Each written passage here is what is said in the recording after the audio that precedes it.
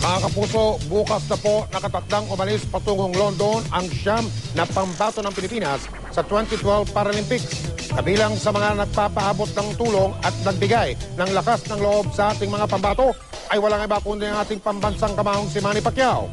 Makitama po muna tayo kay Sports Saksi, Chino Trinidad. Nagsimula sa isang larawan ng one-legged swimmer na si Arnel Ama na umahod sa tubig sa isang triathlon event sa Subic Bay noong Hunyo. Naging viral sa Facebook ang litrato na naging inspirasyon ng marami, may kapansanan man o wala. Kasi is super unexpected, a blessing ni Lord talaga. Marami ding na-inspire. So, sobrang tuwa ako na bawat race namin may ma-inspire sa amin. And dahil sa picture na to, may sumusuporta na rin sa amin. Tapos, alam na rin nila na may mga atletang may kapansanan.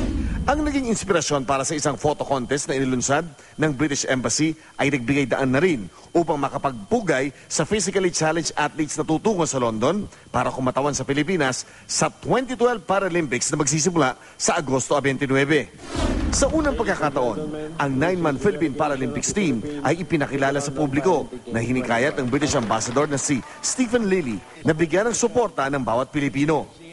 In just 1 week's time, the greatest show on earth, part 2, begins with the opening of the Paralympic Games in London. This is not just another Paralympic Games. This is the biggest Paralympic Games ever, with over 4,000 athletes in 20 sports, in 15 venues. We have a really strong Filipino team going.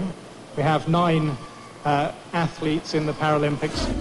Para sa ating mga Paralympians na muling pangungunahan ni 2000 Sydney Paralympics medalist na si Adeline Dumapong, ang pagpunta sa London ay pagkakataon para pasalamatan ang mga naghatid ng tulong sa kanilang kampanya para sa bayan. Salat man sa kagamitan at pondo, nagpupursige pa rin silang makapasok sa London Paralympics.